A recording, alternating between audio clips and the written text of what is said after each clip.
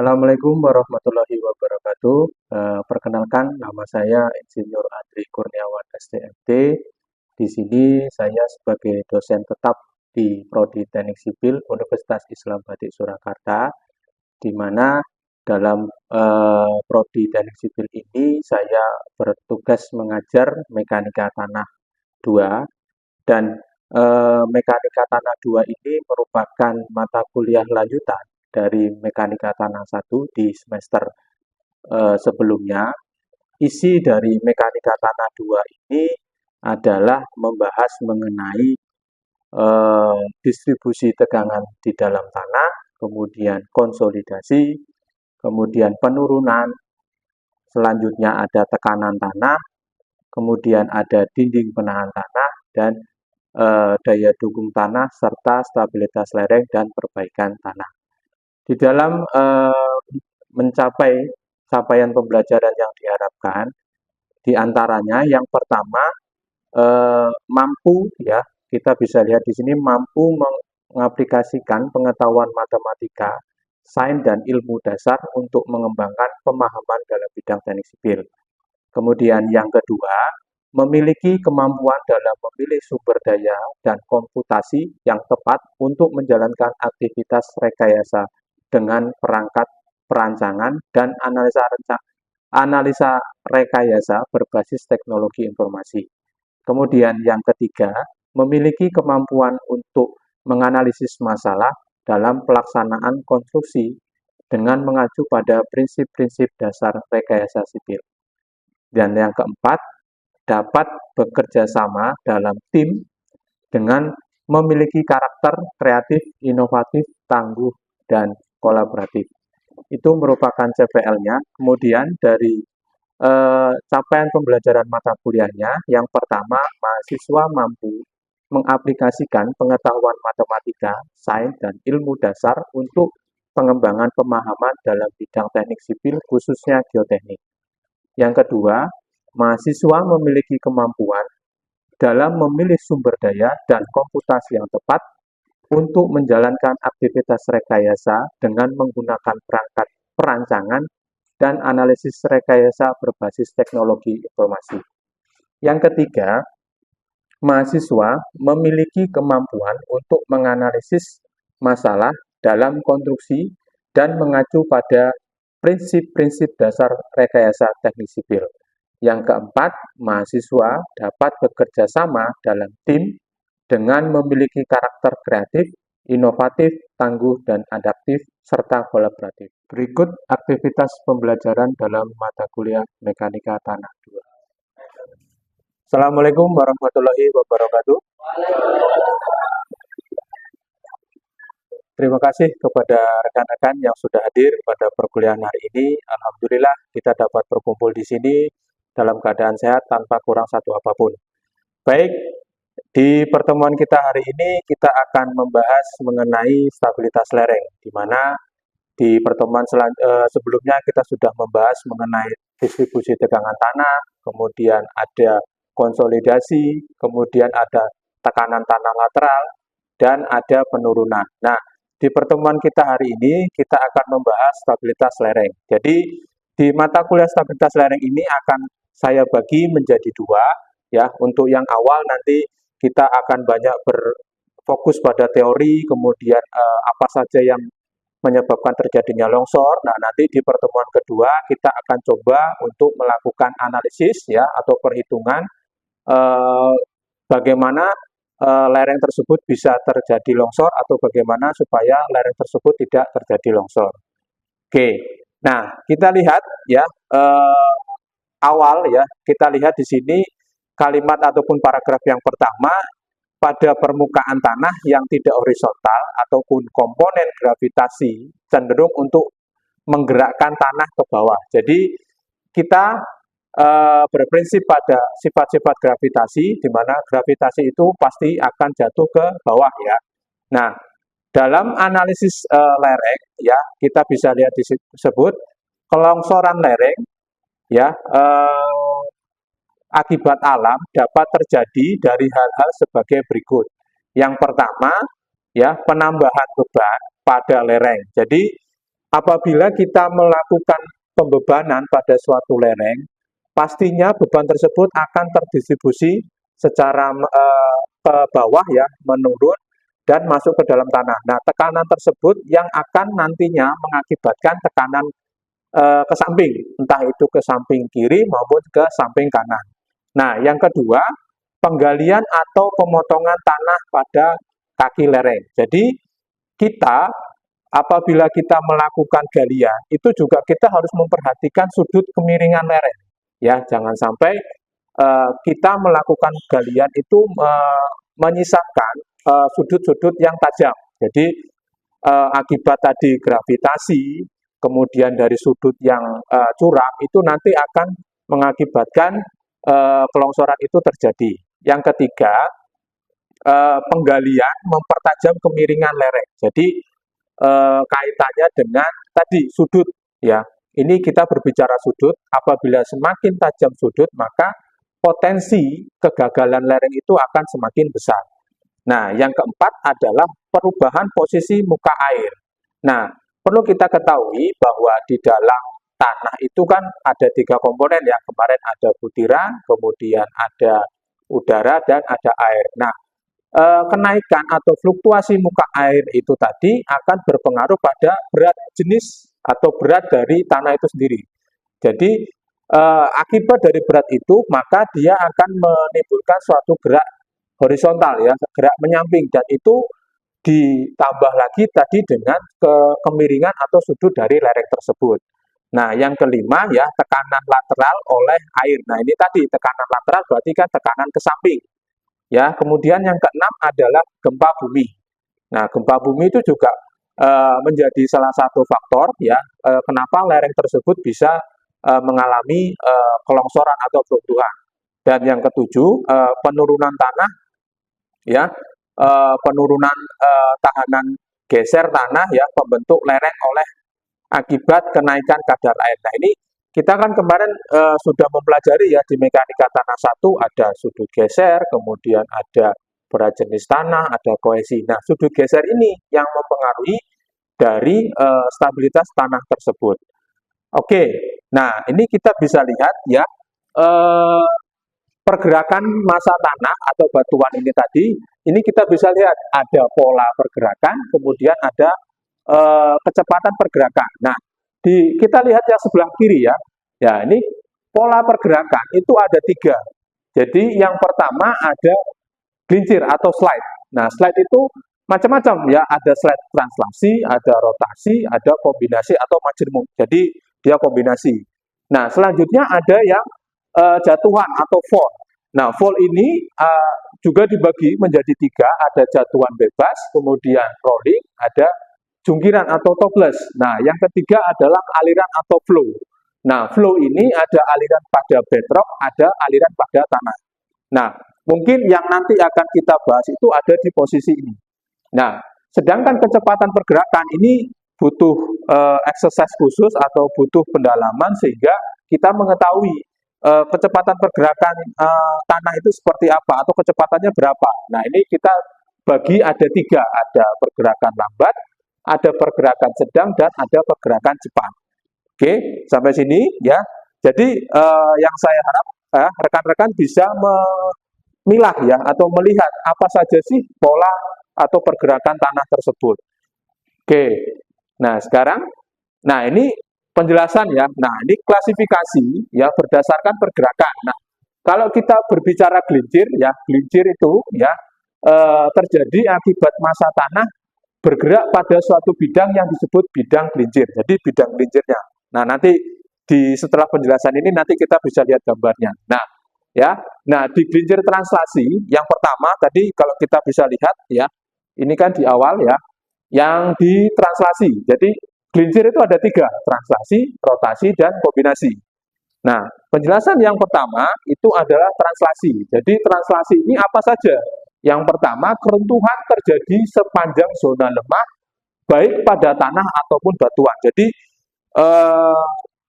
permasalahan gelincir translasi itu tidak hanya pada tanah saja, tetapi dengan batuan ya. Kalau kita bersinggungan dengan ahli geologi pun juga kita berkaitan dengan batuan. Oke, yang berikutnya ya, massa tanah dapat bergerak jauh sebelum mencapai titik diam. Kemudian yang ketiga adalah umum terjadi pada tanah berbutir kasar. Jadi kalau halus itu sangat jarang ya. Nah, sekarang kita coba lihat visualisasinya. Nah, ini kita bisa lihat ya, translasi itu dia turun. Ya, misalkan di bagian atas dia ada jalan seperti itu. Tapi dia karena pergerakan tadi, karena massa tanah, terus karena faktor-faktor yang lain sehingga dia menjadi longsor. Nah, ini bidang gelincirnya ini seperti ini. Dia turun. Oke, ya. Nah, tipe keruntuhannya ya translasi itu dia berarti dia turunnya ke bawah, ya. Ini posisinya ke bawah. Oke. Nah, ini gelincir rotasi. Nah, tipe ini ditandai dengan adanya bentuk sendok, ya. Visualisasi atau analoginya adalah bentuknya sendok. Ya, bentuknya sendok. Nah, bagian lereng atas terbentuk ya, istilahnya dalam tanda kutip gawir ya. Nah, melengkung dan di bagian tengah longsor terdapat bagian yang lebih ya. Nah, ini kita coba lihat di dokumentasinya atau gambarnya. Nah, ini kita bisa lihat ya. Jadi bentuknya tadi kalau kita berbicara bentuknya sendok yang melengkung ya. Nah, ini yang sering terjadi seperti ini, dia melengkung seperti itu. Nah, ini pergerakan ya. Nah, ini kita bisa lihat potongan dari masing-masing. Nah, ini kalau kita lihat kan biasanya jenis tanahnya berbeda-beda. Ada yang sand atau gravel atau ya lempung ya clay. Nah, seperti itu. Oke. Nah, selanjutnya kalau ini dia lebih ke kombinasi. Jadi tadi antara rotasi dan translasi itu menjadi satu. Oke. Nah, sekarang kita masuk ke tahap berikutnya. Nah, ini jatuhan. Nah, kalau jatuhan ini biasanya sering terjadi pada tebing-tebing ya, tebing-tebing. Nah, bentuk tanahnya dia tegak lurus seperti ini, tegak lurus, tapi dia jatuh. Kan ada tuh ketika ada angin atau ada mungkin sudah lampu segala macam, dia bisa jatuhan. Jadi dia fall ya. Nah, termasuk ya ini kita bisa lihat yang A itu adalah jatuhan bebas atau rolling. Kemudian yang B ini adalah jungkiran yang terjadi akibat momen guling yang bekerja pada suatu titik putar di bawah titik massa. Nah, ini contoh jatuhan pada lereng yang ada di biasanya tebing-tebing jalan. Oke. Nah, kita lanjut ya. Ini kalau untuk aliran ya ini sedikit ya, kalau untuk aliran biasanya terjadi kalau tanah tersebut biasanya berpasir. Ya, nah itu akibat terjadi likuifaksi itu dia bentuknya aliran, flow. Jadi dia pasir bercampur dengan air. Ya, oke, oke. Nah ini lihat visualisasinya ya. Ini ada tipe keruntuhan lereng. Ya ini model-model lereng seperti ini. Kalau dia modelnya pasir, tapi kita lihat atau mungkin teman saudara-saudara juga lihat di Palu kemarin kan itu dia ada likuifaksi. Nah, itu dia modelnya seperti itu, flow, ya. Ya. Oke. Nah, ini jenis tanah batuan dan tipe gerakan yang mungkin terjadi. Jadi saudara ya, lihat dulu jenis batuannya apa. Ya. Jadi kalian harus juga belajar geologi, ya. Jadi dulu mungkin SMA juga sudah belajar geologi, tapi ini diulas lagi. Jadi ada jenis massa batuan, ya batuan beku, sedimen atau lava, itu bentuk dan tipe keruntuhannya seperti apa. Nah di sebelah kanan ini kalian bisa lihat ya, ya ini ada keruntuhan ya, keruntuhan baji atau jungkiran, kemudian batu ya, batuan metamorf itu kemungkinan keruntuhannya seperti apa, kemudian batuan sedimen berlapis ya, di sini ada poin-poinnya ya, nanti teman-teman bisa pelajari dan dikombinasikan tadi. Tadi kan kita sudah belajar translasi, rotasi. Nah, itu masuknya di mana? Di batuan mana? Oke. Oke, ya. Nah, ini tipe gerakan. Jadi, tadi kita sudah belajar ya, tipe gerakan ada rayap, creep, ada rotasi, dan aliran ya. Aliran. Nah, ini kita bisa lihat aliran. Nah, secara keseluruhan, visualisasinya adalah seperti ini. Ya. Oke, visualisasinya. Jadi kalian nanti bisa menjabarkan satu pergerakan lereng, slope ya, keruntuhan lereng atau gelongsoran. Yang kalau keruntuhan lereng itu ada lereng galian, ada timbunan. Kemudian landslide ya, longsoran itu ada jatuhan permukaan, kemudian keruntuhan ya, keruntuhan dalam, kemudian jatuhan batuan. Oke. Nah, sampai situ dulu ya. Nah, sekarang saya tambahkan untuk bagaimana sih cara kita melakukan analisis ya. Nah, ini kita bisa lihat ya, metode analisis ya. Nah, ini tadi sudah disebutkan. Nah, kita bisa lihat di sini. Ya, kita bisa lihat di sini ya. Nah, ini metode yang kita lakukan apabila itu terjadi kelongsoran. Jadi, yang pertama adalah kesetimbangan batas. Nah, metode ini yang merupakan pendekatan sederhana yang mengasumsikan bahwa lereng dalam kondisi setimbang. Nah, artinya kita mengasumsikan bahwa bagaimana supaya lereng tersebut kondisinya normal, ya tidak terjadi pergerakan. Nah, selanjutnya ada elemen hingga. Nah, metode ini digunakan menggunakan model matematis ya. Kalau kita tahu penggunaan software biasanya Praxis ya. Nah, itu dia menggunakan metode elemen hingga. Nah, kalau kaitannya dengan numerik ini biasanya pakai Geo5 ya ataupun landslide. Jadi dia penggunaannya seperti ini. Oke.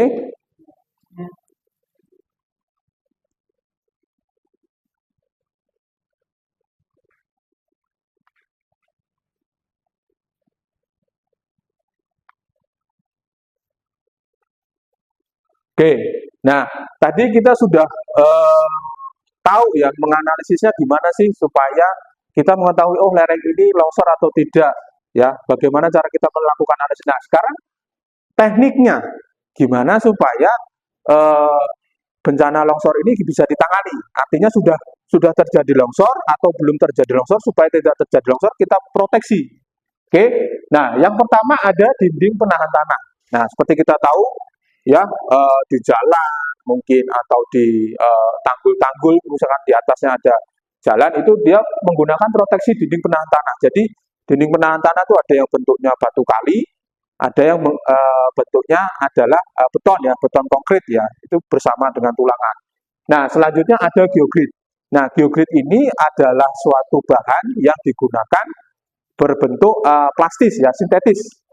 Jadi ada geogrid ya ataupun biasanya kalau di jalan menggunakan geomembran ataupun geotekstil non-woven. Nah, itu dia penggunaannya di sini. Kemudian sistem drainase. Kalau sistem drainase pasti kita melihat dari posisi sampingnya. Samping dalam tanahnya kita harus membuatkan yang namanya lubang drainase atau wibul. Jadi ketika hujan itu turun, air akan mengalir melalui lubang-lubang tersebut. Pipa ya, biasanya pipa tapi di dalamnya dia ada penyaringnya. Nah, selanjutnya ada vegetasi. Nah, kalau vegetasi ini lebih ke pendekatan soft structure. Jadi dia ditanami rumput yang memiliki akar yang cukup dalam yang difungsikan untuk menahan tanah tersebut supaya tidak terjadi longsor. Oke ya, dari kita bisa lihat tadi kita sudah bisa menganalisis faktor peruntuhannya apa, kemudian kita juga bisa merencanakan proteksinya apa, serta yang terakhir kita juga bisa memelihara ya, mulai dari inspeksi berkala, kemudian pemantauan serta perbaikan dan pemeliharaan. Nah, mungkin itu ya materi kita hari ini yang berkaitan dengan mekanika tanah 1 khususnya untuk stabilitas lereng. Mungkin ada pertanyaan dari rekan-rekan mahasiswa? Izin bertanya Pak, Ya, silakan. longsor apa saja sih Pak yang terjadi di sungai? Oke, baik. Coba kita lihat ya, kaitannya dengan longsor yang ada di sungai, ini kita bisa lihat di sini. Ya. Nah, posisinya yang sering terjadi sungai pasti kan kaitannya dengan muka air. Ya. Yang sering terjadi di sungai itu adalah landslide ya, longsor ya. Longsor kemudian ada yang galian. Jadi ada dua tipe, tetapi jenis longsorannya ada rotasi sama translasi. Jadi dua tipe ini yang sering terjadi di sungai karena dia dipengaruhi oleh fluktuasi muka air yang ada di sungai. Oke, baik.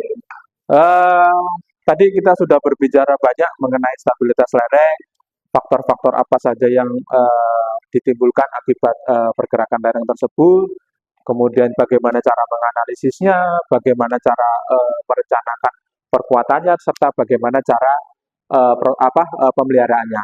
Nah, saya pengen tahu nih dari saudara, apakah sudah paham atau belum, saya akan coba tanya kira-kira atau parameter apa saja sih yang perlu kita ketahui apabila kita akan melakukan analisis stabilitas lereng. Mbak Lisa.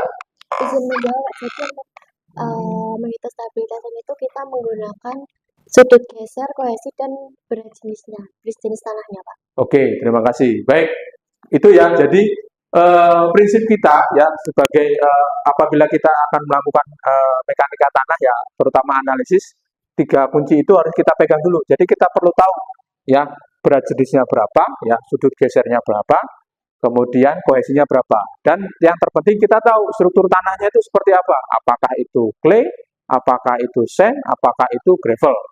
Ya.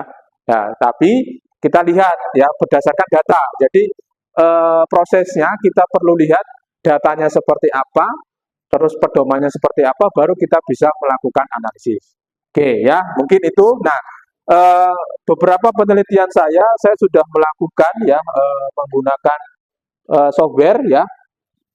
Nah, ini penelitian saya kaitannya dengan stabilitas lereng. Nah, tadi kan kita sudah belajar teori ya, seperti apa. Nah, ini praktek di lapangannya nanti akan bertemu seperti ini. Jadi permasalahan di sungai ini itu terjadi rembesan, ya rembesan sehingga konstruksi yang di atasnya itu mengalami kolaps atau dia berlubang seperti itu ya. Nah ini dia turun. Nah ini akibat kerusakan tanah. Nah tadi kan kita juga sudah berbicara mengenai kerusakan itu dipengaruhi oleh apa. Nah ini air itu juga faktor yang mempengaruhi dari stabilitas lereng tersebut.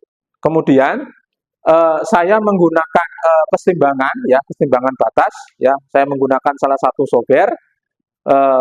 Tentunya kalian ketika kita menganalisis kita perlu pedoman. Nah, di sini kita lihat pedomannya, faktor keamanan lereng.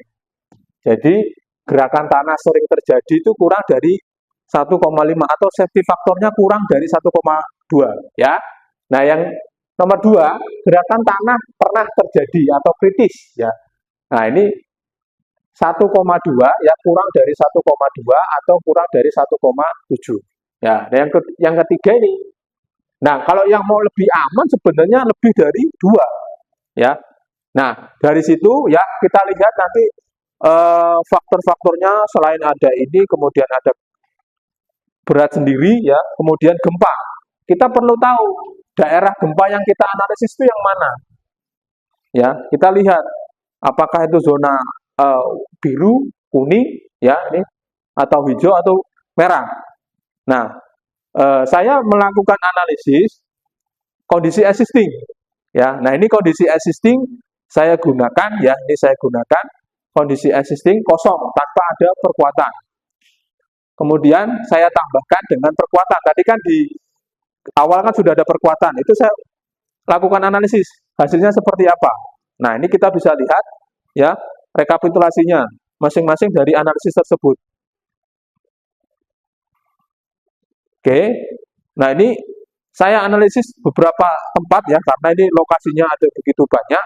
Jadi saya melakukan dari kondisi kosong, kondisi gempa, kemudian ada kondisi muka air surut secara tiba-tiba. Jadi muka airnya turun secara tiba-tiba akibat mungkin ada gempa, mungkin seperti itu atau kekeringan ya.